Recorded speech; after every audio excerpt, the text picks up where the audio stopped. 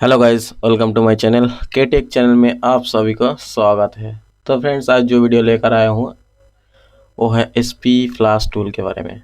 तो SP flash tool कैसे download करते हैं, कैसे काम करते हैं, उसमें क्या क्या ज़रूरत होता है, उसी के ऊपर ये वीडियो है। तो चलिए दोस्तों, फर्स्ट हम लोग गूगल में चला जाते हैं। जाने के बाद हम लोग यहाँ पर सर्च करेंगे SP flash tool. SP flash tool में क्लिक करने के बाद यहाँ पर देखो दो तरह का ऑप्शन आया है, एक लिनक्स 64 बिट और एक विंडोज़। तो हम लोग विंडोज़ यूज़ कर रहा हूँ, इसलिए विंडोज़ में क्लिक करूँगा। क्लिक करने के बाद यहाँ पर देखो इतना सारा वर्जन दिया हुआ है, ये सब विंडोज़ के लिए और ये सब लिनक्स के लिए। जो लोग लिनक्स ऑपरेटिंग सिस्टम यूज़ करते हैं तो वो लोग यहाँ से डाउनलोड कर सकते हैं, और ज़्यादातर विंडोज़ यूज़ करता है तो हम लोग विंडोज़ के ऊपर बात करने वाला है। ठीक है, तो यहाँ पर देखो V5.124 और V5.19। तो जितना नीचे चला जाओगे उतना लोअर वर्जन मिलेगा। ठीक है, तो हम लोग कोशिश करेंगे जितना सारे टूल्स या सॉफ्टवेयर या फाइल हम लोग डाउनलोड करते हैं, लेटेस्ट डाउनलोड करने के लिए कोशिश करेंगे। ठीक है, तो हम लोग क्या होता है, लेटेस्ट वाला फ्लैश टूल ओपन करेंगे। तो सिंपली डाउनलोड करने के बाद यहाँ पर इसको एक्सट्रैक्ट कर लेते हैं। तो एक्सट्रैक्ट करने के बाद सिंपली ऐसा इंटरफेस आ जाएगा। इंटरफेस आने के बाद देखो यहाँ पर एसपी फ्लैश टूल कहाँ पर है, तो सिंपली इधर फ्लैश टूल है, तो इसको सिंपली डबल क्लिक करके ओपन कर लेना है। ठीक है, तो ओपन करने के बाद देखो हमारा कंप्यूटर में ऐसा इंटरफेस आएगा, एसपी फ्लैश टूल का ऐसा इंटरफेस आता है। तो सिंपली क्या करना है, इसमें क्या क्या ज़रूरत होता है। देखो हम लोग फ्लैशिंग या अनलॉकिंग करने के लिए SP flash tool only for MTK CPU work करते हैं। ठीक है, तो एमटी के सीपीयू में कैसे वर्क करते हैं, एमटी के सीपीयू में कैसे फाइल का ज़रूरत होता है, कैसा कौन सा फाइल डालना है एंड कौन सा प्रोसेस करना है, वो मैं बताऊंगा। ठीक है, तो चलिए शुरू करते हैं। तो देखो यहाँ पर डाउनलोड एजेंट नाम के एक फाइल है, यहाँ पर देखो तीनों चूज़ करने के ऑप्शन दिया हुआ है। तो यहाँ पर देखो एमटी के all in on DA file simply हम लोग सिलेक्ट कर सकते हैं, और नहीं करेगा तो चलेगा, क्योंकि यहाँ पर देखो एमटी के all in on DA file, ये फाइल ऑलरेडी सिलेक्टेड है, तो सिंपली सिलेक्टेड है। तो हम लोग का इसी के ऊपर छेड़खानी करने की ज़रूरत नहीं है जब तक डीए का एरर नहीं आता है। ठीक है, डाउनलोड एजेंट का मतलब यहाँ पर डीए फाइल इन होता है, मतलब डीए फाइल चढ़ाना पड़ता है। ठीक है, बट एसपी फ्लैश टूल में ऑल इन ऑल, ठीक है, ऑल इन ऑन का डीए फाइल दिया हुआ है ऑलरेडी लेटेस्ट टूल में।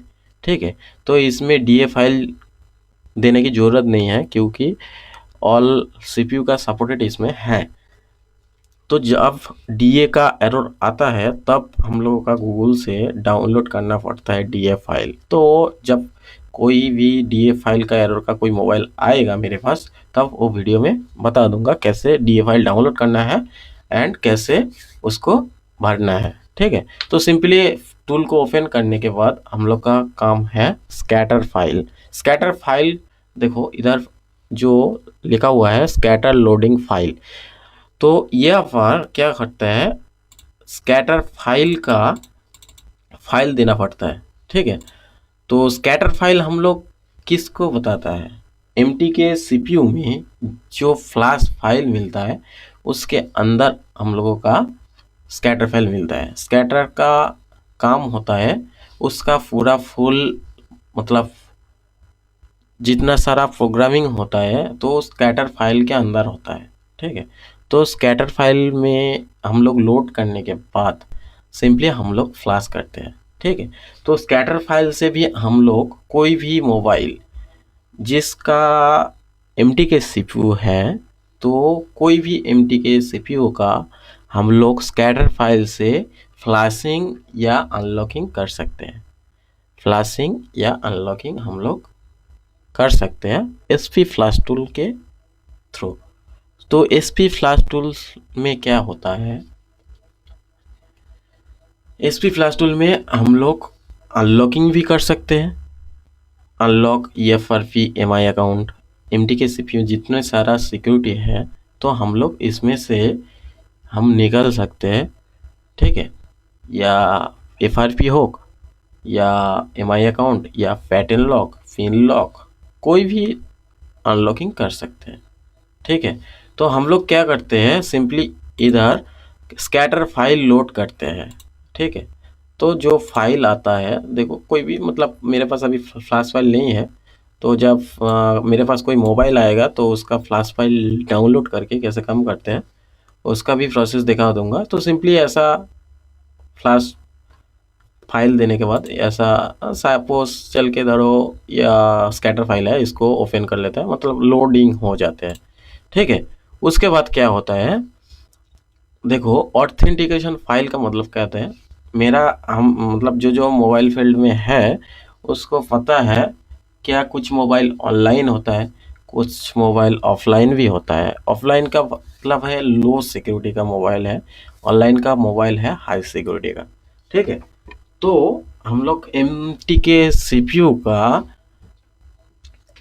जितना सारा ऑनलाइन मतलब ऑथेंटिकेशन फाइल है उसका बाईपास करने के लिए एक टूल लॉन्च हुआ है, फ्री टूल है MTK बाईपास टूल, ठीक है। तो सिंपली हम लोग गूगल से भी मिल जाएगा MTK bypass tool, MTK bypass tool, देखो MTK बाईपास टूल V4 ऐसा करके एक टूल है, ठीक है। तो इसको मैं डाउनलोड कर लेता हूँ एक बार दिखाने के लिए।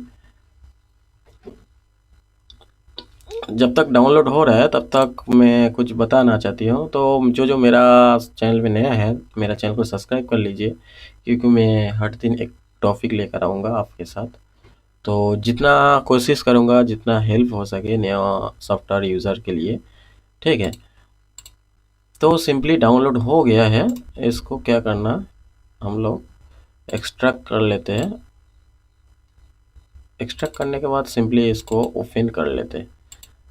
देखो ये टूल, इस फाइल का ज़रूरत नहीं है, इस टूल से जितना सारा CPU है MTK CPU का, ठीक है, जितना सारा CPU है इसमें तो सबको बाईपास कर देगा, ठीक है। इस जो फाइल क्या होता है, इस फाइल के बिना एब्रोम मोड में भेज देगा, ठीक है।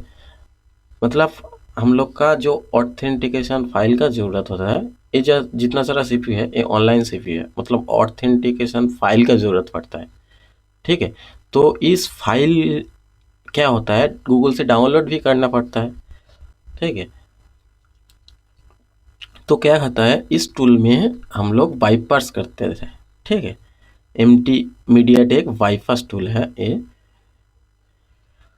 तो इसको क्या होता है, बाईपास कर देता है, तो हम लोगों का ऑथेंटिकेशन फाइल का ज़रूरत नहीं पड़ता है, ठीक है। तो सिंपली इसका बाईपास पे के ऊपर ऑटोमेट रहना है, बाईपास के ऊपर टिक करने से या फिर जब USB कनेक्ट करता हूँ तब उसको बाईपास कर देता है या फिर बाईपास हो जाता है।